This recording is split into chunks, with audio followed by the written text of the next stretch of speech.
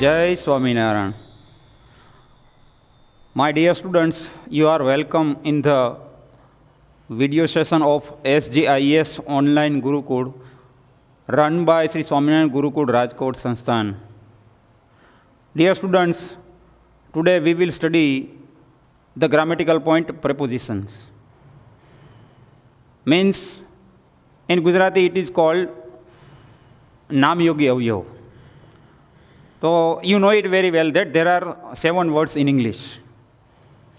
You know that 8 parts of speech, 7 શબ્દો છે, there are 7 words. Noun, pronoun, verb, adverb, adjective, preposition, conjunction and interjection. There are 8 words in English. If you know it very well, then it is very easy to learn this language easily.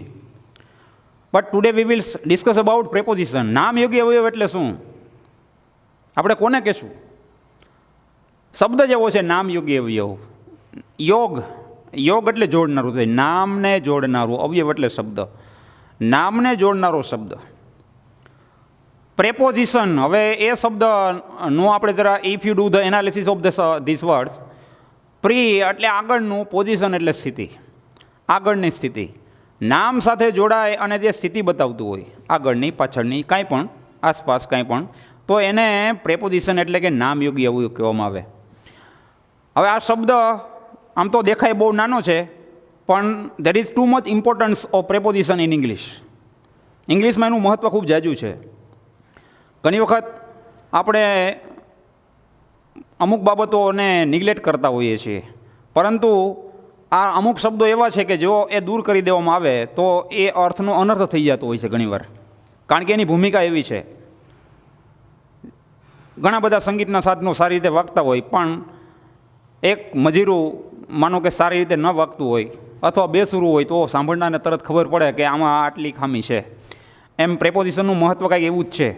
શબ્દ અમુક દેખાતા બહુ નાના હોય, પરંતુ એ જો એને અવગણવામાં આવે તો ઘણીવાર અર્થનો અનર્થ થઈ જતો હોય, એ મિસમેચ થતું હોય છે.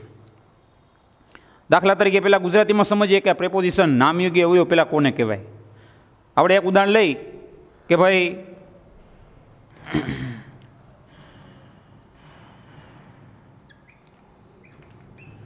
દડો ટેબલ ઉપર છે, માનો કે ગુજરાતીમાં સમજીએ ટેબલ ઉપર છે. આ ગુજરાતીનું વાક્ય છે, બરાબર? તો હવે આ જે ઉપર શબ્દ છે, ઉપર, હવે આટલા શબ્દો છે એમાંથી આપણે જરા જોઈએ કે ઉપર શબ્દને દૂર કરી દો તો શું થાય. તો દડો ટેબલ છે એવું થઈ જાય. જો આ ઉપર છે ને, ઇટ ઇઝ કોલ્ડ પ્રેપોઝિશન, એને નામયોગી અવયવ કહેવાય. જો આ શું થયું કે આ શબ્દ તમે દૂર કરી દીધો તો પછી એક અર્થનો અનર્થ થઈ ગયો, કારણ કે એ પ્રેપોઝિશન છે, એ નામયોગી અવયવ છે. નામ સાથે જોડાય અને સ્થિતિ બતાવે છે. જો આ ઉપર શબ્દ છે એ ટેબલ સાથે જોડાય છે અને પાછી ઉપર એટલે સ્થિતિ થઈ, તો એ રીતે નામ સાથે જોડાય અને જે સ્થિતિ બતાવતો હોય એને નામયોગી અવયવ કહેવાય. તો આવા ઇંગ્લિશમાં તમારે લગભગ 35થી 40 જેટલા પ્રેપોઝિશન છે. આપણે બધાનો તો અભ્યાસ નહીં કરીએ, કારણ કે we have limitations. Bus today we will try to get meaning, to get idea most of preposition. જેટલા મોટા ભાગના પ્રેપોઝિશન આપણે જેટલા શીખીએ એટલા જરાક આજે સમજવા પ્રયત્ન કરશું. બીજું કે ગુજરાતી અને અંગ્રેજીમાં થોડો ભેદ છે, ધેર ઇઝ અ ડિફરન્સ. તો વોટ ઇઝ ધ ડિફરન્સ? હવે ટેબલ ઉપર એમ તમારે કેવું હોય તો ટેબલ શબ્દ આગળ આવે છે, ઉપર શબ્દ પાછળ આવે છે. જ્યારે ઇંગ્લિશમાં એનાથી ઉલટું છે. તમારે ટેબલ ઉપર એમ બોલવું હોય તો ઓન પહેલાં બોલાય, ઓન ધ ટેબલ એવું થાય. એટલે કે પહેલાં પ્રેપોઝિશન આવે પ્લસ નાઉન. એટલે જો એની વાક્યરચના જ એવી છે, ઇંગ્લિશની વાક્યરચના પ્રેપોઝિશનની એવી છે કે પ્રેપોઝિશન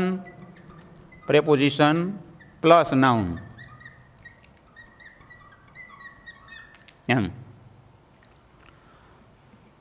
જો આગળ પ્રેપોઝિશન હોય તો સાથે પાછળ નામ જ હોય, કારણ કે બંધારણ જ એવું છે એનું.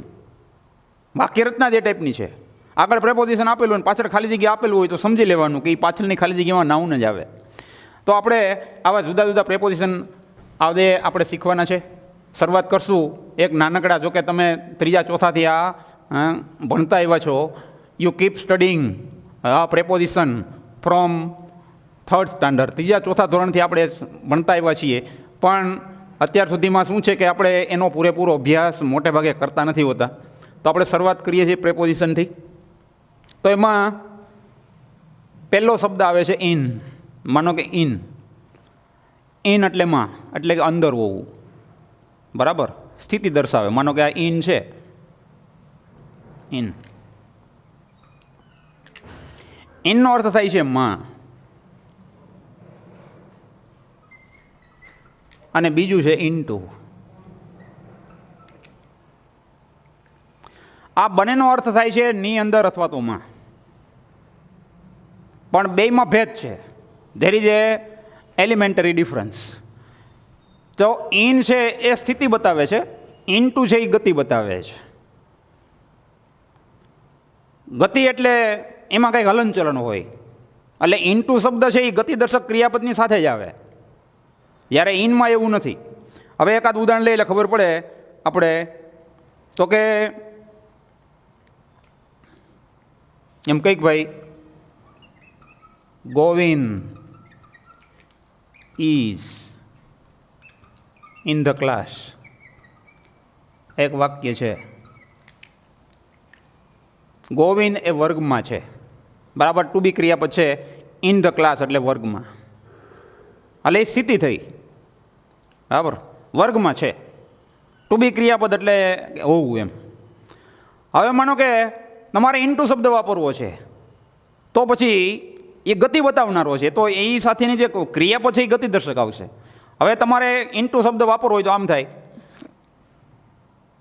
ગોવિંદ કેમ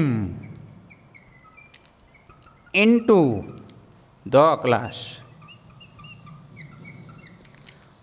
હવે કેમ શબ્દ આવ્યો એટલે હવે કમ એટલે તો આવવું થયું, એટલે એ ગતિ થઈ. તો પછી ન્યા ઇન ના આવે, ન્યા પછી ઇનટુ જ આવે. આ બેયનો અર્થ અલગ થાય. In the class, into the class. In એટલે માં અને ઇનટુ એટલે પણ માં, પરંતુ ઇનટુ એ ગતિદર્શક હોવાથી એની સાથે હંમેશા ગતિદર્શક ક્રિયાપદ આવે છે. એટલે there is A difference. In છે એ સ્થિતિ બતાવે છે, પોઝિશન છે, અને ઇનટુ છે એ ગતિ બતાવે છે. બીજું, કોઈ મહિનો છે કે વર્ષ, સમય માટે પણ ઇન શબ્દ પ્રયોજાતો હોય છે. તો એમાં આપણે એમ કહીએ ભાઈ જાન્યુઆરીમાં, તો ઇન જાન્યુઆરી. બરાબર. પછી ઇન ટાઈમ એટલે કે સમયસર. સમયદર્શક શબ્દ પણ ઇન આવે છે. તો આ સ્થળ માટે પણ છે, અને ઇન છે એ સમય માટે પણ પ્રયોજાય છે. એવો જ એક બીજો શબ્દ છે એટ. એટ શબ્દ છે. એટ પણ આપણે સારી રીતે સમજીએ છીએ. એટ એટલે એ પણ સમય અને સ્થળ બંને બતાવે છે. એટ. એટ.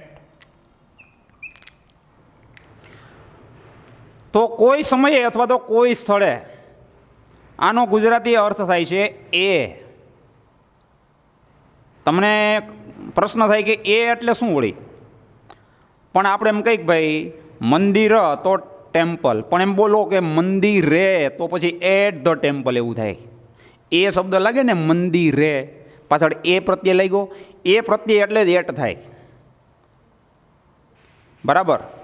2 વાગવા, 2 o'clock, 2 વાગ્યા. પણ 2 વાગે તો એટ 2 o'clock એવું થાય. તો સમય બતાવે છે, સ્થળે બતાવે છે. સમય અને સ્થળ બંને માટે પ્રયોજાય છે. આનો અર્થ થાય, આપણે અગાઉ કીધું કે આનો અર્થ થાય છે માં અથવા તો અંદર, અથવા તો અંદર. તો આનો અર્થ થાય છે આમ એ કહેવાય, સમય અને સ્થળ બંને છે. સમય અને સ્થળ.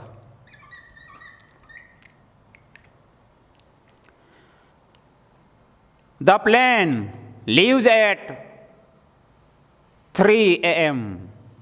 Leaves at 3 વાગે પ્લેન ઉપડે છે, રવાના થાય છે. એટ 3 વાગે એ શબ્દ છે. ત્યાર પછી સમય દર્શક હોય તો my father is at my farm. At my farm, મારા ખેતર એ છે. ખેતર હોય તો ફાર્મ થાય, પણ ખેતર એમ બોલવું છે તો એટ આવે. તો એ રીતે કોઈ પણ સમયે અથવા તો સ્થળે એવું કેવું હોય ત્યારે એટ પ્રયોજાય છે. પછી શું છે, એ રીતે નાના સ્થળ એટલે કોઈની સરખામણીમાં જ્યારે સ્થળ નાનું હોય ત્યારે એટ આવે, એની સરખામણીમાં જ્યારે સ્થળ મોટું હોય તો એમાં ઇન આવે છે. આપણે એમ કેવું છે કે ભાઈ રાજકોટમાં રેસકોર્સમાં આપણે એમ કેવું છે, તો રાજકોટની દ્રષ્ટિએ રેસકોર્સ નાનું થયું તો એટ રેસકોર્સ ઇન રાજકોટ એવું થાય, કારણ કે રાજકોટની દ્રષ્ટિએ રેસકોર્સ એ નાનું સ્થળ થયું. એ રીતે નાના સ્થળ માટે એટ છે અને એના પ્રમાણમાં મોટા સ્થળ તો એને માટે ઇન શબ્દ આવે છે. તો ઇન અને એટ એ બંને સમય દર્શક છે, સ્થળ દર્શક છે, પણ there is a basic difference, એમાં પાયાનો ભેદ આ છે. ત્યાર પછી ત્રીજો એવો શબ્દ છે વિથ.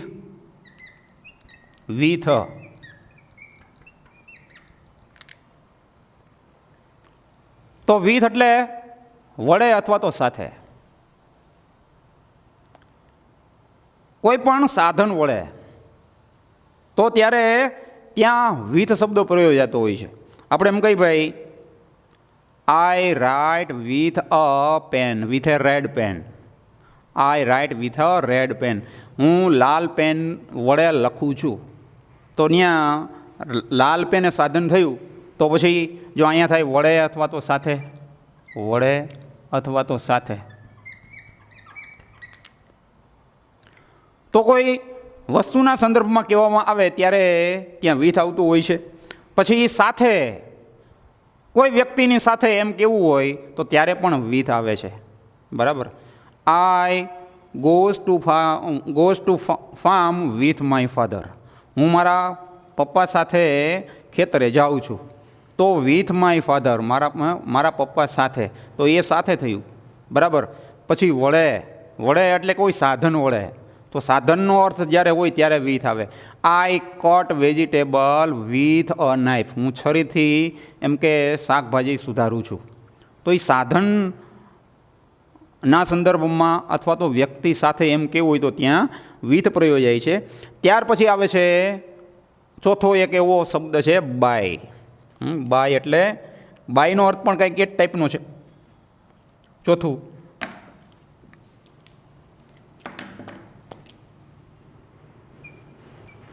બાય. બરાબર. એટલે કે દ્વારા. તો તમે એક્ટિવ પેસિવ સારી રીતે સમજ્યા છો, સારી રીતે ભણ્યા છો, હે ને? A letter is written by me, મારા વડે, મારા દ્વારા પત્ર લખાય છે. દ્વારા, બાયનો અર્થ થાય છે દ્વારા. ત્યાર પછી બીજો એનો અર્થ થાય છે મુસાફરીના સંદર્ભમાં. બરાબર. I will travel by bus. તો મુસાફરીનો જ્યારે સંદર્ભ હોય, મુસાફરી, તો ત્યારે પણ બાય પ્રયોજાય મુસાફરી માટે. મુસાફરીનો જે કંઈક ટૂંકમાં ટ્રાવેલિંગની જ્યારે વાત આવે છે, by bus, by train, by air, by રિક્ષો, કોઈ પણ ટૂંકમાં મુસાફરીનું જ્યારે કહેવાનું હોય ત્યારે એમાં બાય પ્રયોજાતો હોય છે. ત્યાર પછી સમય દર્શક માટે પણ છે, સુધીમાં એવો અર્થ છે. આપણે એમ કહીએ ભાઈ I will come back by evening, સાંજ સુધીમાં, સમયના સંદર્ભમાં પણ પ્રયોજાય છે બાય, સુધીમાં, એમ સમય સુધીમાં. તો સમય માટે પણ બાય પ્રયોજાય છે. આમાં આ ઘણા પ્રેપોઝિશન એવા છે કે એ એકથી વધારે એનો ઉપયોગ છે. આ માનો કે ઇન છે, પછી અહીંયા એટ છે. ઇન સમય અને સ્થળ બંને માટે છે, એટ અને સમય અને સ્થળ માટે છે. બાયનું પણ એવું છે. જો અહીંયા સમય બતાવે છે, પછી મુસાફરીના અર્થમાં પણ બાય પ્રયોજાય છે. પછી કોઈના દ્વારા, વ્યક્તિ દ્વારા એમ કેવું હોય તો પણ ત્યાં બાય આવે છે. તો જુદા જુદા જો આવે છે બધાની સાથે નામ જ, કારણ કે આખરે છે એ નામ યોગી અવયવ જ છે. એ બધાની સાથે જો પાછળ કાંઈક નામ તો હોવાનું જ, નામ વગર નહીં હોય, કારણ કે એકલું ઊભું રહી શકતું જ નથી. પ્રેપોઝિશનનો અર્થ જ એ થાય કે નામ યોગી અવયવ. બરાબર. એટલે કે નામની સાથે જોડાય અને એ સ્થિતિ બતાવનારું છે. ત્યાર પછી એક બીજો શબ્દ આવે છે આગળ, તો કોઈ એ આવે છે ઓન. આપણે લેશું ઓન.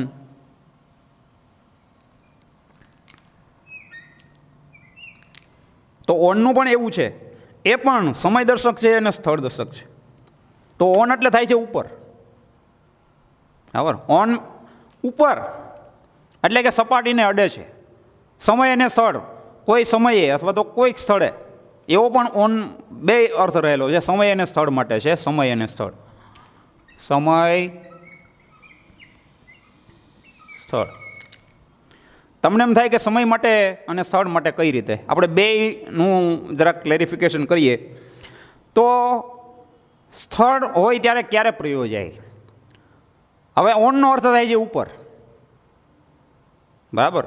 પણ એ શું, એ સપાટીને જ્યારે અડેલું હોય ને ત્યારે ઓન કહેવાય. આપણે એમ કહીએ ભાઈ કે આ ચોપડી છે ટેબલ ઉપર છે, એમ કેવું છે, તો ટેબલ અને ચોપડી અડેલા છે. The book is on the table, એમ. તો એ જે છે, કારણ કે એ સપાટીને અડેલું હોય ત્યારે ઓન શબ્દ પ્રયોજાય છે. એ રીતે કોઈ પણ જગ્યાએ પછી the book is on the table, duster is on the table, આપણે એવું કહીએ, બરાબર. The birds are on the tree, તો વૃક્ષો ઉપર પક્ષીઓ છે, આપણે એમ કહીએ. તો પક્ષીઓ અને વૃક્ષ એ અડેલા છે, ત્યારે સપાટીને જ્યારે અડેલું હોય ત્યારે ઓન પ્રયોજાય છે. એવું ને એવું બીજો શબ્દ છે. હવે આપણે સમયની વાત કરીએ તો સમયમાં કઈ રીતનું છે, આપણે બેના ઉદાહરણ જરાક સાથે સમજીએ એટલે ખબર પડશે. જો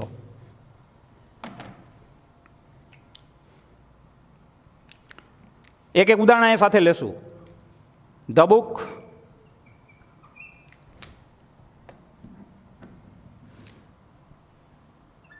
book is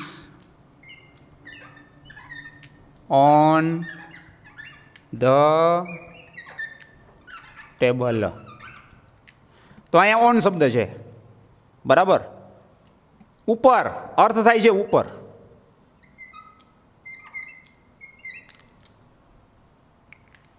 the book is on the table. તો અહીંયા એક વસ્તુ ને બીજી વસ્તુ અડેલી છે, ટૂંકમાં બંનેની સપાટી અડેલી છે. ત્યાર પછી દિવસ દર્શાવવા માટે થઈને, માનો કે સમયના સંદર્ભમાં છે કે ભાઈ સોમવારે, મંગળવારે, બુધવારે, એમ કેવું છે, બરાબર. On Monday, on Sunday, on Saturday. તો એ રીતે કોઈ પણ દિવસના સંદર્ભમાં જ્યારે કેવું હોય તો ત્યારે એ ઓન પ્રયોજાતો હોય છે. બીજું, પગપાળા ચાલવાના અર્થમાં પણ ઓન, જો ઓન ફૂટ આપણે બોલીએ છીએ, ચાલીને, ચાલીને એવો જ્યારે અર્થ બતાવવો હોય ત્યારે પણ ઓન આવે છે, બરાબર. ઓન ફૂટ એટલે પગે ચાલીને થાય. જો some people go here and there on foot, અહીં તહીં કેટલાક લોકો ચાલીને જતા હોય છે, તો on foot.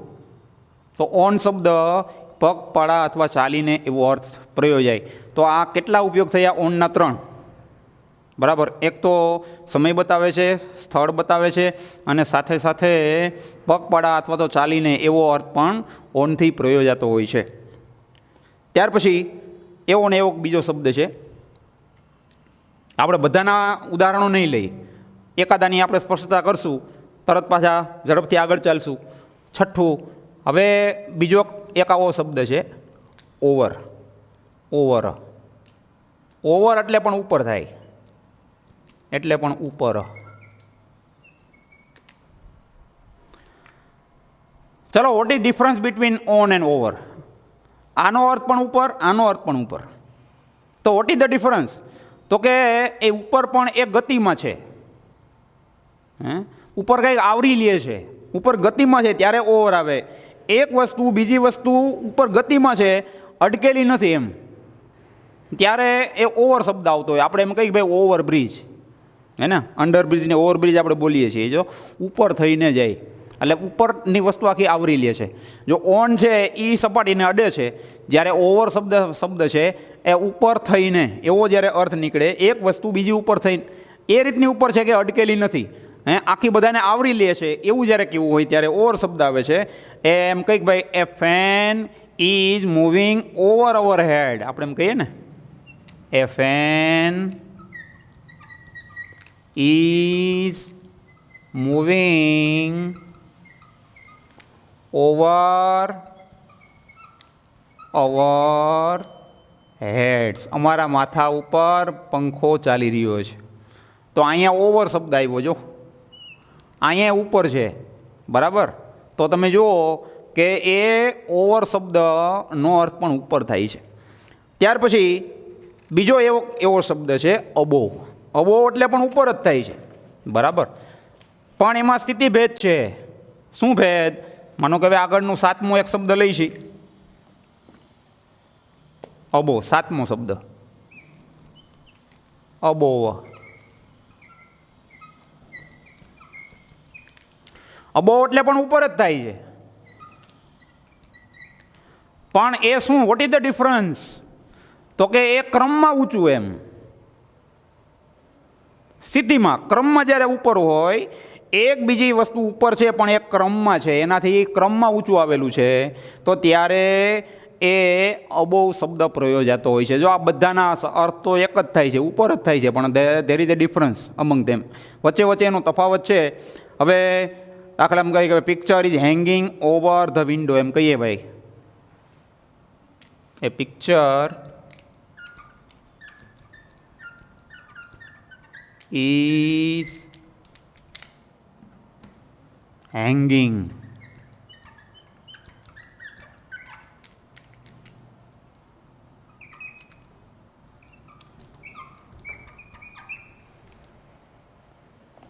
above the window.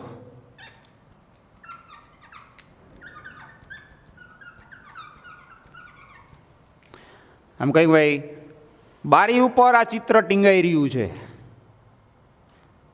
તો બારી અને ચિત્ર તો એ ક્રમમાં છે. એમ આ ચિત્ર તો છે, માનો કે ચિત્ર છે, બારીની ઉપર છે, તો બારીથી તદ્દન એનાથી સીધા એના પછી સીધું જ આવી જાય છે, ક્રમમાં આવી જાય છે, બરાબર. તો એ રીતે ઉપર જ્યારે કેવું હોય ત્યારે અબોવ શબ્દ આવે છે. જો ઓન છે એ સપાટી બતાવે, બરાબર, સપાટીને અડેલું હોય ત્યારે ઓન છે. ઓવર શબ્દ છે એ ઉપર થઈને એવો કાંઈક અર્થ રહેલો છે. અબોવ છે એ ક્રમમાં ઉપર છે ત્યારે અબોવ શબ્દ પ્રયોજાય છે. તો there is um difference among these words. આ બધા જો આ એક શબ્દનું કાંઈક ને કાંઈક મહત્ત્વ છે, કાંઈક ને કાંઈક. જો આ તો નામ સાથે જોડાઈને આવે, ઘણીવાર એ ક્રિયાપદની સાથે પણ જોડાઈને આવે છે, ત્યારે એના અર્થ અલગ અલગ થતા હોય છે. તો આવા જુદા જુદા પ્રિપોઝિશન નો આપણે જ્યારે અભ્યાસ કરી રહ્યા છીએ ત્યારે દરેક વિદ્યાર્થી એવું try to understand the basic meaning of this words. હવે એવો એક બીજો પ્રેપોઝિશન આવે છે અપ. અપ એટલે પણ ઉપર જ થાય, ઉપર, પણ એ ગતિ બતાવે છે, મોશન, ગતિ થઈ, હેઠેથી ઉપરની ગતિ છે. તો કઈ રીતે છે? તો ગતિદર્શક ક્રિયાપદની સાથે જ અપ પ્રયોજાય. તો એમાં શું આવશે? જો he કેમ અપ ધ સ્ટેજ, બરાબર, એ પગથિયા ઉપર આવ્યો, એમ આપણે કહીએ ને, he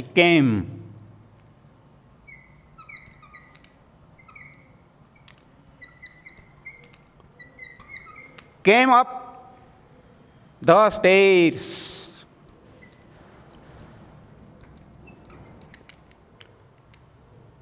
તો હેઠેથી ઉપરની ગતિ છે, બરાબર. Plane goes up in the sky, in the air.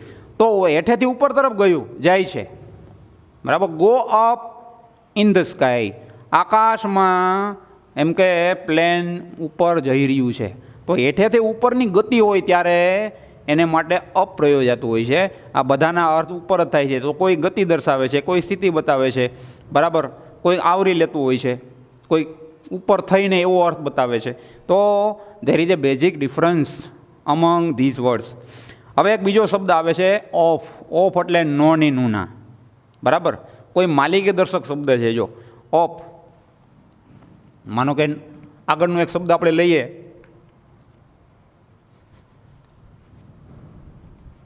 ઓફનો અર્થ થાય છે નોની નૂના, માલિકી દર્શાવે એમ, બરાબર.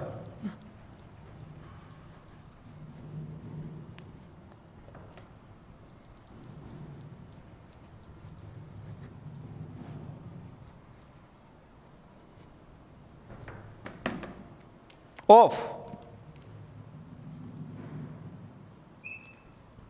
ઓફ, નોની નુના કોઈક માલિકી જ્યારે દર્શાવવાની હોય ત્યારે ઓપ પ્રયોજાતું હોય છે. હવે student of my school are clever, મારા ક્લાસના વિદ્યાર્થીઓ, મારી સ્કૂલના વિદ્યાર્થીઓ હોશિયાર છે. તો સ્ટુડન્ટ ઓફ માય સ્કૂલ, મારી સ્કૂલના વિદ્યાર્થીઓ, બરાબર. નો ની નું ના, આનો અર્થ થાય છે નો ની નું ના. માલિકી દર્શાવે, માલિકી દર્શાવતું હોય, બરાબર, તો ત્યારે ઓફ શબ્દ પ્રયોજાતો હોય છે. પછી ઘણી વખત શું છે, ક્રિયાપદની સાથે જ્યારે આ ઓફ આવતો હોય છે ત્યારે એના જુદા જુદા મિનિંગ નીકળતા હોય છે. આ તો આપણે નામની વાત થઈ, પણ માનો કે ડાયની સાથે જ્યારે ઓફ આવે તો કોઈ રોગથી જ્યારે મૃત્યુ થતું હોય ડાય ઓફ કહેવામાં આવે, બરાબર. એ ડાયડ ઓફ કેન્સર, એ કેન્સરથી એનું મૃત્યુ થયું. તો રોગથી જ્યારે મરતા હોય તો એની સાથે ક્રિયાપદની સાથે ઓફ આવતું હોય, ડાયની સાથે ઓફ આવે તો એનો અર્થ થાય કે રોગથી મરે છે, બરાબર. અન્ય માનો કે રોગ સિવાયથી મરતા હોય તો પછી ઓફ ના આવે એમ. તો આવા પ્રેપોઝિશન, જુદા જુદા પ્રેપોઝિશન જ્યારે જુદા જુદા ક્રિયાપદોની સાથે આવે ત્યારે એના અર્થ પણ બદલતા હોય છે. તો આ થઈ ઓફની વાત. ત્યાર પછી આવે છે એક શબ્દ આવે છે થ્રુ, બરાબર.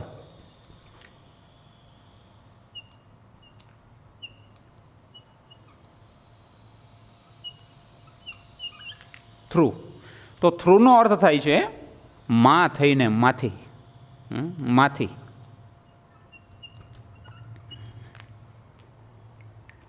એમાં થઈને એમ, બરાબર. આપણે એમ કહીએ ભાઈ આ જે નદી છે એ રાજકોટમાં થઈને પસાર થાય છે, તો માં થઈને, માંથી. તો પછી એવું બોલાય કે the Aji river passes through Rajkot. તો વાક્ય આવું બની આ રીતનું બનાવી શકાય, ધ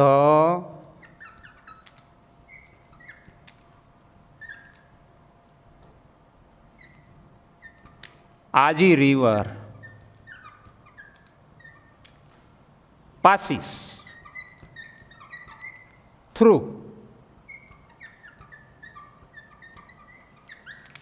રાજકોટ. તો રાજકોટ, તો થ્રુ એટલે માંથી, માં થઈને, એમાંથી થઈને, બરાબર. Air come through the window, એમ કહીને બારીમાંથી થઈને એમ કે હવા આવી રહી છે. તો પછી માં થઈને અથવા તો એમાંથી એમ જ્યારે કેવું હોય ત્યારે થ્રુ લાગે, બરાબર. સાથે કોઈ ઈ દર્શક ક્રિયા, એને લગતી કોઈ ક્રિયા દર્શક કોઈ સાથે ક્રિયાપદ હોય છે એની સાથે એ જોડાયેલું હોય, એટલે થ્રુનો અર્થ થાય છે માંથી અથવા તો એમાં થઈને. તો આવા જુદા જુદા પ્રેપોઝિશન આવે છે. ત્યાર પછી બીજો એક શબ્દ આવે છે બિટવીન, હે ને, બિટવીન.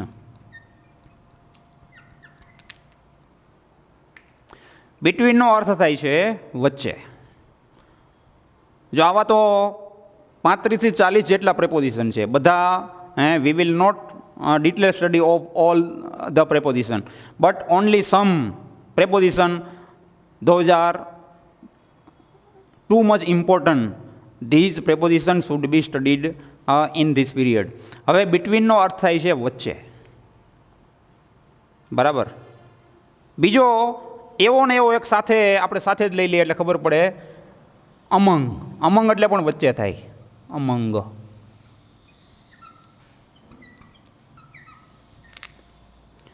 બેયનો અર્થ વચ્ચે એવો થાય છે.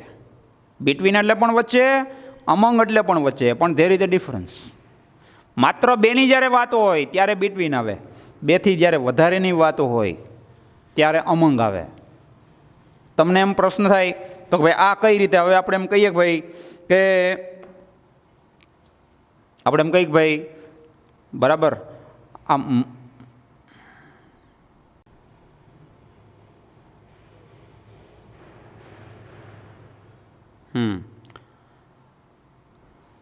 બરાબર. હવે નાક છે એ બે, બરાબર, આપણે બે આંખની વચ્ચે છે. તો આપણે એમ કહેવાય કે ઉદાહરણ તરીકે આપણે લઈએ the nose is between two eyes. તમે જુઓ કે બે આંખની વચ્ચે આ નાક આવેલું છે, તો હવે બેની વચ્ચે થઈ ને. તો એમ જ્યારે બેની વચ્ચે એમ કેવું હોય તો પછી ત્યાં બિટવીન આવે. બરાબર. હવે એમ કેવું છે કે બેથી વધારે છે, ચાલો હાલો, તો એને માટે શું?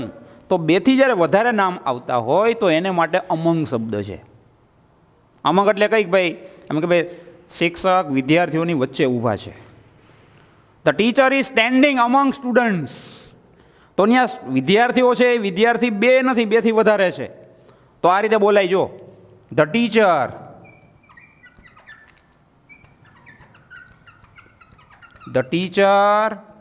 Is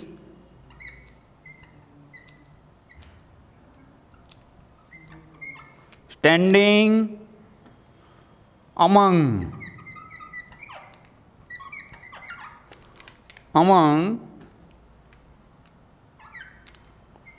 students. હવે અહીંયા બિટવીન છે, અહીંયા અમંગ છે. અહીંયા બિટવીનનો અર્થ વચ્ચે થાય, અહીંયા અમંગનો અર્થ વચ્ચે થાય, પણ અહીંયા જો બેની વાત થઈ. જો બે આંખની વચ્ચે, નાક છે બે આંખની વચ્ચે છે, તો ત્યાં બિટવીન આવ્યું. હવે અહીંયા વિદ્યાર્થીઓની વચ્ચે, બરાબર, તો પછી ત્યાં અમંગ આવ્યું, કારણ કે વિદ્યાર્થીઓ બે નથી, બે કરતાં વધારે સમજવાના એમ. તો આ રીતે માત્ર બે હોય તો ત્યાં બિટવીન આવે, બે કરતાં વધારે હોય તો એને માટે અમંગ શબ્દ પ્રયોજાતો હોય છે. ત્યાર પછી એવો ને એવો એક બીજો શબ્દ આવે છે અલોંગ. અલોંગનો અર્થ થાય છે ની સમાંતર. Along, along.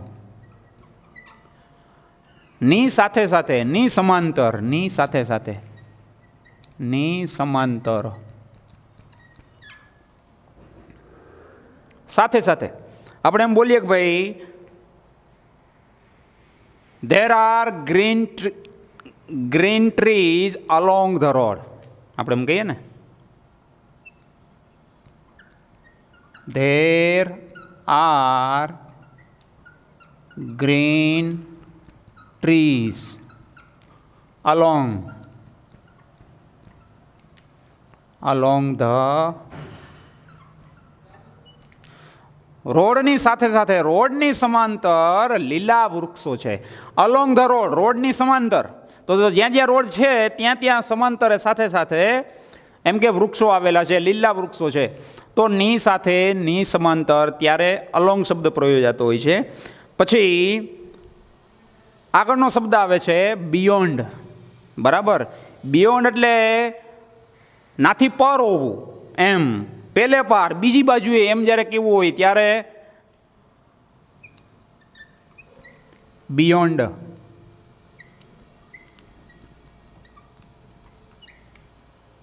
બિયોન્ડનો અર્થ થાય છે પેલે પાર. બરાબર.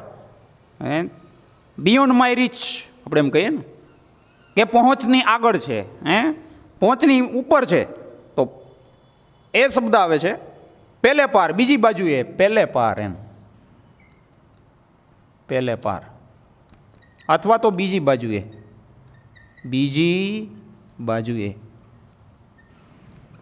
ઉદાહરણ તરીકે લઈએ આપણે તો the sun rises beyond the East. The sun, the sun rises beyond the east. પૂર્વ બાજુએ એમ કે, તો બિયોન્ડ ધ ઈસ્ટ એટલે પૂર્વને પેલે પાર સૂર્ય ઉગે છે. તો બિયોન્ડ શબ્દ છે એનો અર્થ થાય છે પેલે પાર. બરાબર. તો પહોંચની બહાર છે એમ, તો ત્યાં બિયોન્ડ શબ્દ પ્રયોજાતો હોય છે. એ રીતે આવે છે બિસાઇડ અને besides. There is a basic difference. Beside શબ્દ છે, માનો કે આગળનો એકાદ આપણે ઉદાહરણ લઈએ.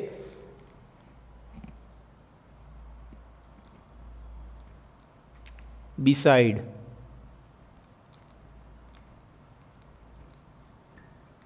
અને besides.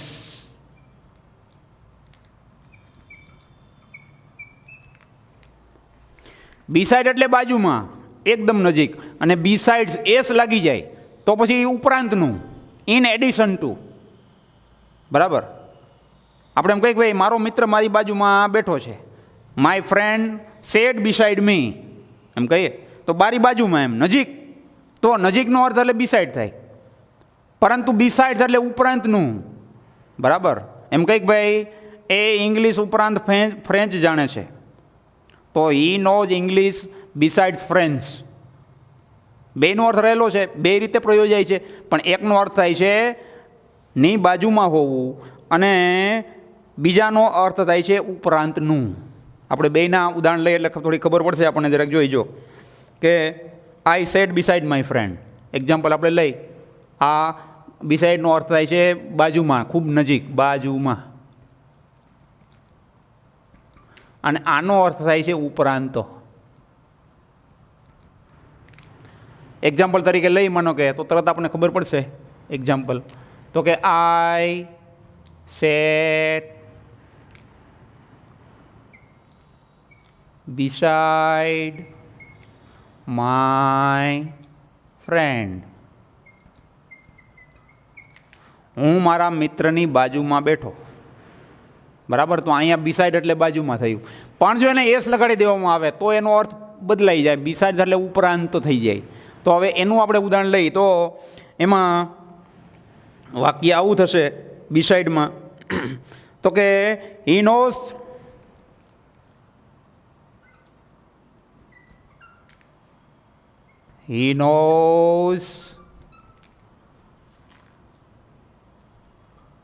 three more language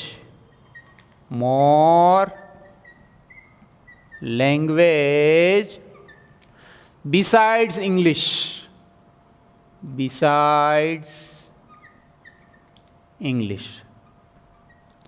English ઉપરાંત એ વધુ 3 ભાષા જાણે છે, ઓળખે છે, ટૂંકમાં એને એનું જ્ઞાન છે.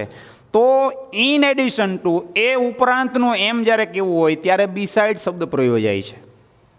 તો આવા જુદા જુદા અર્થ એક સાથે ઘણા બધા નીકળતા હોય છે.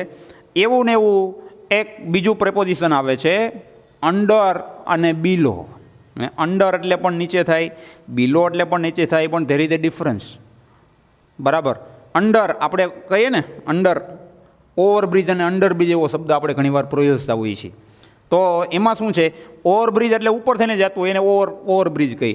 અંડરબ્રિજ એટલે હેઠે થઈને જતું હોય. બરાબર. બેમાં કાંઈ ગતિ જ આવે, તમે જુઓ. ઉપર થઈને તો ઓવર કહેવાય, નીચે થઈને તો અંડર કહેવાય, અંડરબ્રિજ એવું કહીએ છીએ. બરાબર.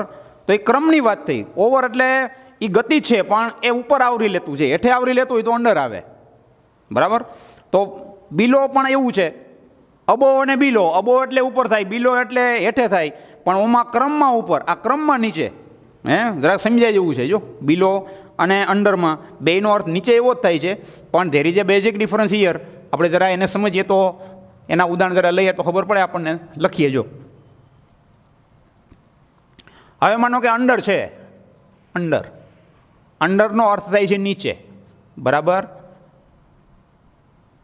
આપણે એમ કહીએ કે ભાઈ cows are under the tree, એમ કહીએ ગાયો ઝાડ નીચે છે, આર સિટિંગ અંડર ટ્રી, વૃક્ષો નીચે બેઠેલી છે. બરાબર. અંડર શબ્દ આપણે જોઈએ, અંડર.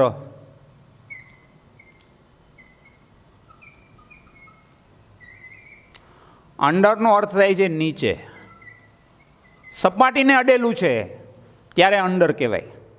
બરાબર. જમીન નીચે બેઠેલી છે. Cows are sitting under the trees, વૃક્ષોની નીચે ગાયો બેઠી છે. બરાબર. Cows are sitting under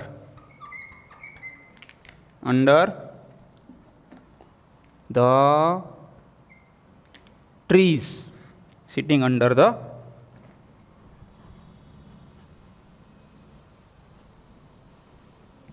under the trees.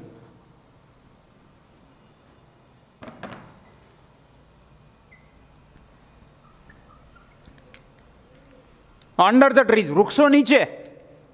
બરાબર, અંડર. હવે બિલો શબ્દ છે, બિલો છે તો એનો અર્થ પણ નીચે જ થાય છે, ની નીચે. જો અબો અને બિલો એમાં બંનેમાં તદ્દન વિરુદ્ધનો ભાવ છે. અબો એટલે ઉપર ને બિલો એટલે નીચે. આપણે એમ કે ભાઈ અબો 15 અને બિલો 15. આપણે કહીએ 15 વર્ષથી ઉપરના ને 15 વર્ષથી નીચેના. જો ક્રમમાં જ્યારે ઉપર હોય તો અબો આવે, ક્રમમાં જ્યારે નીચે હોય ત્યારે બિલો શબ્દ પ્રયોજાય. જો આપણે એમ કહીએ કે એક વસ્તુ બીજી વસ્તુ વ્યક્તિને ક્રમમાં જ્યારે નીચે આવતી હોય,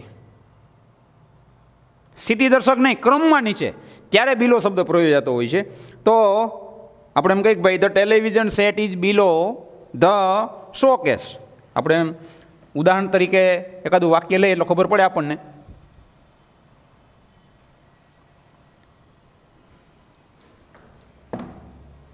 The television set, the television set, the TV is below the showcase.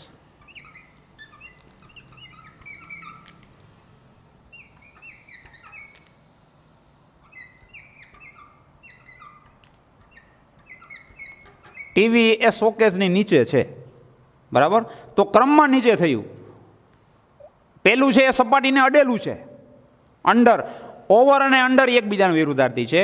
અબો અને બિલો એ એકબીજાના વિરુદ્ધાર્થી. જો અંડર એટલે નીચે થાય, બિલો એટલે નીચે થાય, પણ ધેર ઇઝ ડિફરન્સ. બરાબર, તો એ રીતે જે રીતે આપણે કેમ ઓવરમાં આવતું હતું, ઓવર અને અબો જે રીતનું છે એ રીતે અંડર ને બિલો થાય છે, તદ્દન એકબીજાના વિરુદ્ધાર્થી છે.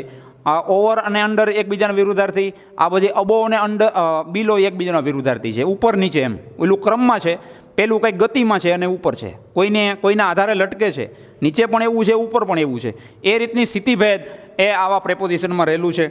ત્યાર પછી અપ ટુ એવો શબ્દ છે, અમુક હદ સુધી. બરાબર, તો એમાં સાથે સાથે એક શબ્દો છે. There is importance of this words in English, in learning English. આ બધા શબ્દોના કંઈક ને કંઈક તાત્વિક ભેદ રહેલા છે. Which plays important role in language. ભાષા જ્યારે આપણે શીખતા હોઈએ ત્યારે આ શબ્દોનું ઘણું બધું મહત્ત્વ આપણે સમજતા હોઈએ છીએ. બરાબર, એકાદ પીરિયડમાં અથવા તો તમે ઓન ધ સ્પોટ બેસો અને બધું આવડી જાય એવું નથી. પણ વિદ્યાર્થી મિત્રો, તમે આનો જો થોડો ગહન અભ્યાસ રાખો તો ધીમે ધીમે આ વસ્તુ શીખાતી હોય છે. કારણ કે આ પ્રેપોઝિશન કોઈ એક પીરિયડમાં આપણે શીખી જાય એવું નથી, પરંતુ લાંબે ગાળે શીખાય. As far as you keep study continuously, then these words automatically may come in to our mind. હળવે હળવે શબ્દો આવે છે, કારણ કે આ તો અત્યારે નામ સાથે જ આપણે બધા એનો ઉપયોગ કરીએ છીએ. પણ કેટલાક આવા પ્રેપોઝિશન એ ક્રિયાપદની સાથે પણ આવે છે, વિશેષણની સાથે પણ આવે છે. હવે માનો કે આગળનો એક શબ્દ આપણે લઈએ, મેં તમને અગાઉ સમજાવ્યું હતું એ રીતનું. તો કે ભાઈ અપ ટુ શબ્દ છે, અપ ટુ. તો આનો અર્થ થાય છે સુધી. બરાબર, અમુક સમય સુધી. બરાબર, એ સમય દર્શક શબ્દ છે. તો અમુક સમય સુધીનો જ્યારે અર્થ આવે છે, બરાબર, અપ ટુ 6 o'clock, 6 વાગ્યા સુધી. એ આપણે એક્ઝામ્પલ તરીકે લઈએ તો he stayed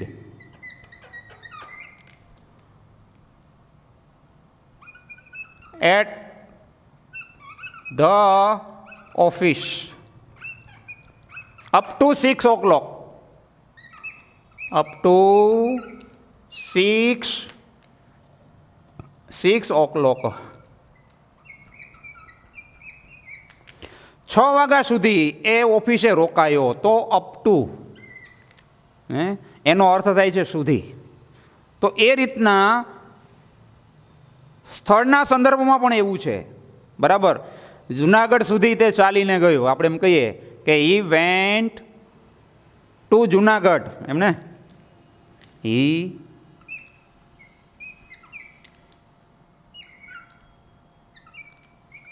he went up to Junagadh.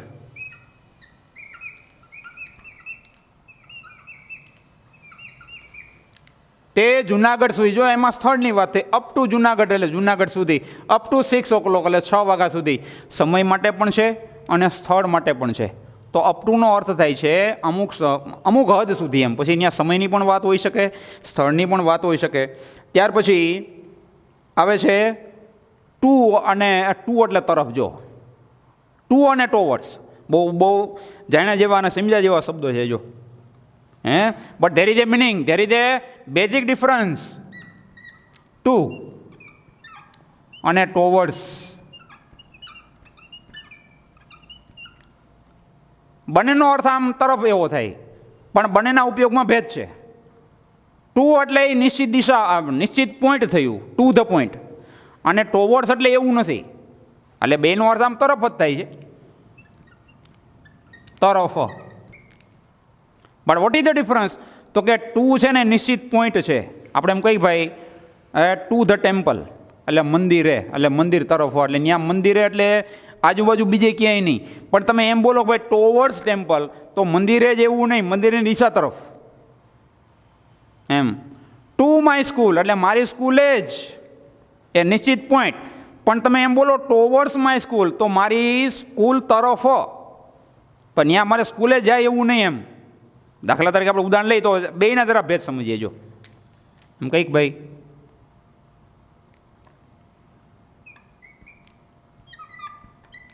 I went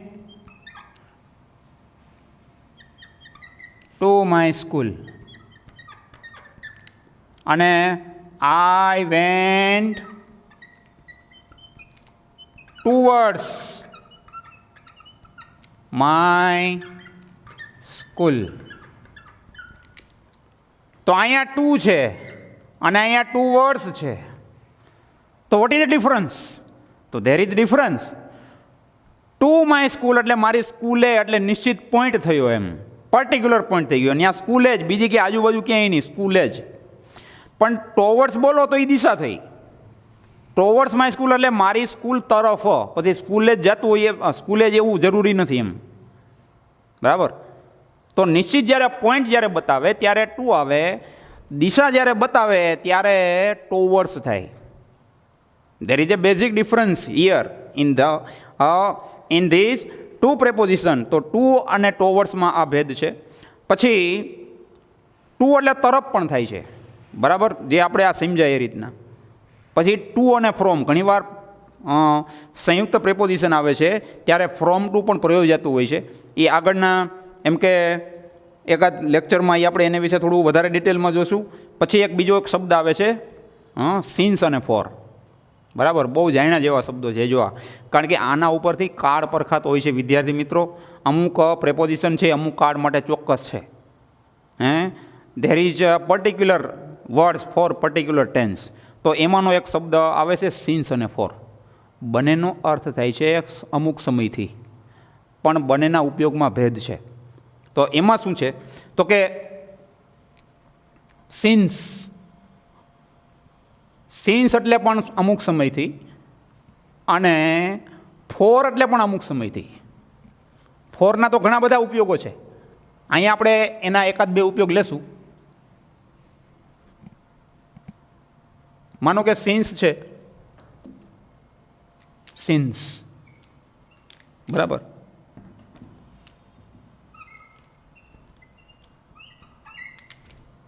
તો સિન્સનો અર્થ થાય છે અમુક સમયથી, અને ફોરનો અર્થ થાય છે પણ અમુક સમયથી. For both carry equal meaning, પણ ધેર ઇઝ અ ડિફરન્સ. અમુક સમયથી, અમુક સમયથી. તો what is the difference between since and for? તો these are the identify word for past perfect continuous tense. ચાલુ પૂર્ણ વર્તમાન કાળ ત્યારે તમારે જ્યારે બરાબર સમજવું હોય ને તો એમાં સિન્સ અને ફોર પ્રયોજાય. જો પૂર્ણ વર્તમાન કાળ છે અથવા ચાલુ પૂર્ણ વર્તમાન કાળ છે. તો સિન્સ છે એ નિશ્ચિત સમય બિંદુ છે, બરાબર, પોઈન્ટ ઓફ ટાઈમ. અને ફોર છે ને એ પીરિયડ ઓફ ટાઈમ છે, એ આખો ગાળો બતાવે છે. જો આ આપણે તમે ફોર્મ જ્યારે ભરવાના હોય ને, કોઈ પણ ફોર્મ જ્યારે ભરીએ ત્યારે એમાં સિન્સ અને ફોર આવતા હોય છે. મોસ્ટ ઓફ વિદ્યાર્થીને ખબર નથી હોતી આમાં તાત્વિક ભેદ શું શું રહેલા હોય છે. માનો કે સિન્સ જ્યારે વાપરીએ તો એમાં નિશ્ચિત પોઈન્ટ હોય, પછી વર્ષનું હોય, મહિનાનો હોય કે નિશ્ચિત દિવસ હોય, કાંઈ પણ જ્યારે નિશ્ચિત સમય બિંદુ હોય તો ત્યાં સિન્સ પ્રયોજાતું હોય. સિન્સ એટલે કે એ કહેવાય છે પોઈન્ટ ઓફ ટાઈમ. સિન્સનો અર્થ થાય છે point of time. Point of time.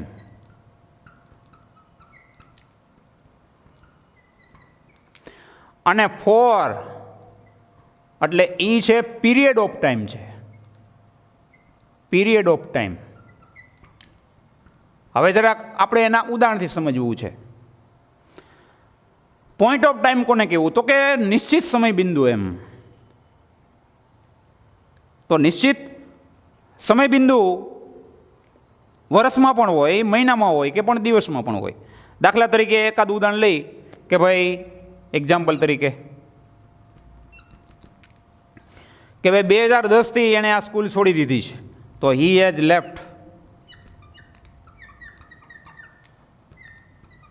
Left this school since 2010. બરાબર.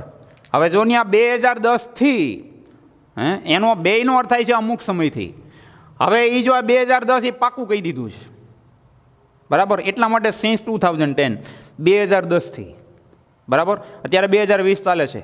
હવે તમારે એમ કેવું છે કે ભાઈ 10 વર્ષથી એને સ્કૂલ છોડી દીધી છે, તો પછી ત્યાં સિન્સ ન આવે, ત્યાં ફોર આવે, તો એલું વર્ષ નીકળી જાય, તો પછી ત્યાં 10 years એવું થઈ જાય. હવે આ સિન્સ છે એને તમારે ફોરમાં ફેરવી નાખવું છે, તો વાક્ય આવું બની જાય. જો હી has left this school four 10 years. 10 વર્ષથી એને સ્કૂલ છોડી દીધી. 10 વર્ષ એમ કેવું હોય તો એ તો ગાળો થઈ ગયો આખો. એમ જ્યારે ગાળો બતાવવાનો થાય ત્યારે ફોર આવે, અને નિશ્ચિત જ્યારે વર્ષ બતાવવાના થાય તો પછી ત્યાં સિન્સ આવે. એમ તો એ રીતે મહિનામાં પણ એવું છે. બરાબર. જાન્યુઆરીથી એણે સ્કૂલ છોડી દીધી છે, માનો એમ કેવું હોય તો since January. He has left this school since જાન્યુઆરી.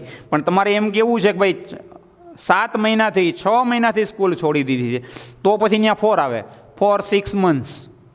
એમ. બરાબર. હવે એ રીતે એવું ને એવું પાછું દિવસોનું પણ છે. આ તો મહિનાની વાત થઈ. દિવસમાં પણ એવું છે. એમ કેવું છે કે ભાઈ સોમવારથી, મંગળવારથી, બુધવારથી, બરાબર, સિન્સ મંડે, સિન્સ સેટરડે, સિન્સ ટ્યુઝડે, કારણ કે નિશ્ચિત કહી દીધું એટલા માટે. પણ એમ કેવું છે કે 3 દિવસથી, 4 દિવસથી, 5 દિવસથી, 7 દિવસ એમ કેવું છે તો ત્યાં ફોર આવે, for 3 days, for 5 days, for 7 days. એટલે કહેવાનું એ છે કે નિશ્ચિત જ્યારે સમય બિંદુ હોય ત્યારે સિન્સ પ્રયોજાય, અને જ્યારે આખો ગાળો બતાવવાનો હોય તો ત્યાં ફોર પ્રયોજાય, ફોર આવે છે. બંનેનો અર્થ અમુક સમયથી જ થાય, કારણ કે સમયદર્શક છે. એટલે કે એ બધા પ્રેપોઝિશન એની સાથે આવે છે તો સમયદર્શક નામ જ આવવાના. જો અહીંયા આ 2010 છે, બરાબર, આ યર છે, એ નામ જ થયા, આખરે નામયોગી અવયવ છે. પણ both these words used for present perfect continuous tense. ચાલુ પૂર્ણ વર્તમાન કાળના ઓળખના શબ્દો જ આ સિન્સ અને ફોર છે. બરાબર. તો પછી હજી લગભગ 20 જેટલા પ્રેપોઝિશન આમાં હજી આપણે ભણવાના છે. બધા એક સાથે આપણે એમ કે નહીં ભણીએ, પણ જેટલા અત્યાર સુધી તમે ભણ્યા છો એમાં આ થોડી તકેદારી રાખવાની. લિટલ, એ લિટલ, ફ્યુ અને એ ફ્યુ. જો આમાં પણ કંઈક એવું છે. લિટલ અને અ લિટલ.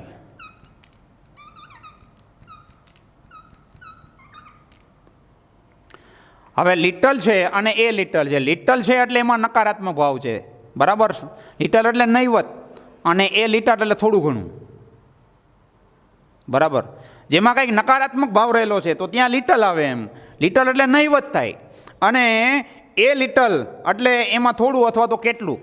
જ્યારે હકારાત્મક જ્યારે ભાવ આવે ત્યારે એમાં લિટલ આવે છે અને નકારાત્મક જ્યારે ભાવ હોય એમાં લિટલ આવે છે. હકારાત્મક ભાવ હોય ત્યારે એમાં એ લિટલ આવે છે. કંઈક એમાં આશા છે એમ. નહીવત એમાં નકારાત્મક ભાવ છે તો એ ત્યારે લિટલ લાગે, બરાબર. હવે એ કોઈ ગણી શકાય એવી વસ્તુ માટે નથી, ન ગણી શકાય એવી વસ્તુ માટે છે, બરાબર. એ કોઈ જથ્થો છે તો એને માટે છે, પ્રવાહી છે જથ્થો છે એને માટે લિટલ આવે. પછી સંખ્યા હોય તો એના માટે ફ્યુ અને એ ફ્યુ શબ્દ છે. હવે માનો કે આપણે એમ કંઈક ભાઈ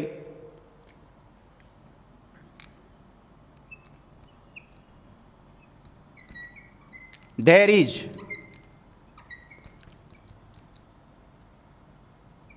little petrol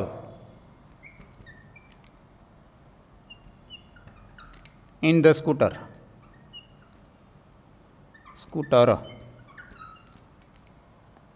લિટર એટલે નહીવત.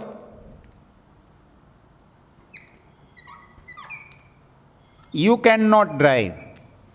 You cannot drive it. જો હવે જો આ લિટલ શબ્દ છે, બરાબર. હવે આમાં આપણે એ લિટલ વાપરવો છે તો ઓલું વાક્ય એમાં ફેરફાર થઈ જશે. જો હવે તમારે માનો કે એ લિટલ શબ્દ વાપરવો છે તો શું થાય? જો there is a little petrol in the scooter.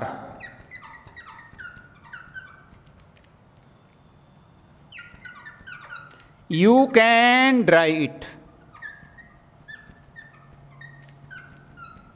જો પહેલામાં શું થયું? અહીંયા લિટલ છે એટલે એ નકારાત્મક ભાવ છે એટલે તમે ચલાવી નથી શકતા. અહીંયા એ લિટલ છે એમાં હકારાત્મક ભાવ છે એટલે તો તમે ચલાવી શકો છો. There is a little petrol in the scooter. સ્કૂટરમાં નહીવત પેટ્રોલ છે, તમે ચલાવી શકતા નથી. એટલું બધું ઓછું છે કે તમે ચલાવી નથી શકતા કારણ કે એમાં નકારાત્મક ભાવ છે. હવે અહીંયા શું થાય કે એ લિટર એટલે થોડું ઘણું તો ખરું જ. કેટલું કેમ કે એમાં થોડુંક પેટ્રોલ તો છે જ, તમે ચલાવી શકો એટલી તો સ્થિતિ ખરી એમ. તો એ રીતે હકારાત્મક જ્યારે ભાવ છે ત્યારે એ લિટલ આવે અને જ્યારે નકારાત્મક જ્યારે ભાવ છે એમાં લિટલ આવે એમ, બરાબર. તો અહીંયા લિટલનો અર્થ થાય છે નહીવત અને એ લિટલનો અર્થ થાય છે થોડુંક કેટલુંક એમ. આ અર્થને જરા આપણે સમજીએ, બેનો અર્થ અહીંયા લખીએ તો એકનો અર્થ થાય નહીવત અને બીજાનો અર્થ થાય છે થોડુંક અથવા તો કેટલુંક.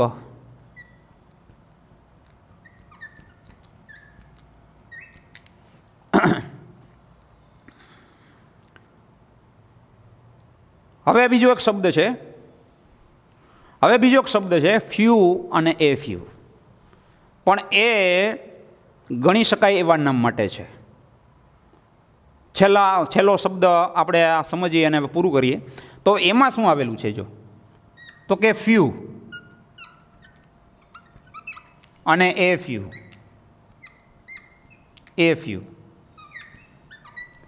તો જે રીતે લિટલ અને એ લિટલ છે એવું જ ફ્યુ અને એ ફ્યુનું છે.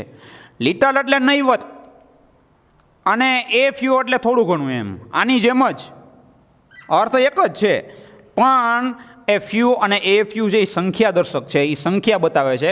પેલું જથ્થો બતાવે છે અને આ જથ્થો અને પ્રવાહી બતાવે છે, જ્યારે આ છે સંખ્યા બતાવે છે. અહીંયા ફ્યુનો અર્થ થાય છે નહીવત, ઓની જેમ જ, લિટલની જેમ જ નહીવત. અને અહીંયા કેટલાક, થોડાક. હવે એમ કંઈક ભાઈ ક્લાસમાં વિદ્યાર્થીઓ નહીં, તો ફ્યુ અને એ ફ્યુ. તો ફ્યુનો અર્થ થાય છે નહીવત અને અફ્યુનો અર્થ થાય છે થોડાક. હવે નહીવત એટલે એ નકારાત્મક ભાવ થયો. તો there are few students in the class, so the teacher cannot take period. ક્લાસમાં વિદ્યાર્થીઓ નહિવત છે. There are few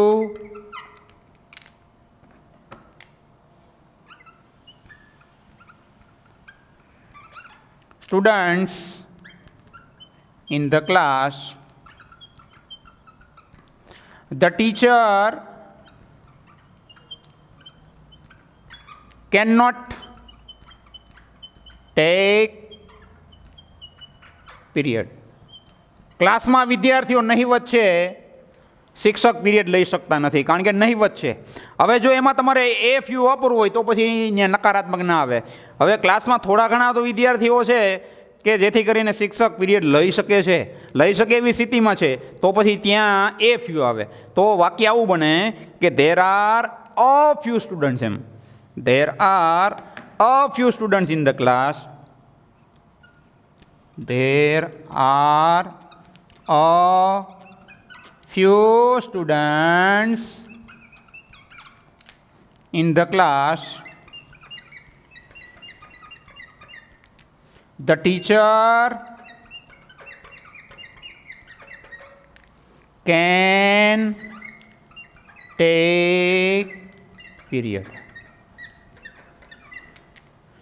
તો આજના પીરિયડમાં જે કાંઈ પ્રેપોઝિશન આપણે ભણ્યા તો એનો ધ્યાનથી થોડો અભ્યાસ કરશું અને એ પ્રમાણે થોડુંક આપણે આપણી રીતે એ નોલેજ એનલાજ કરીએ તો મને લાગે છે કે આપણી મહેનત ચોક્કસપણે એમ કે લેખે લાગશે. અસ્તુ. જય સ્વામિનારાયણ.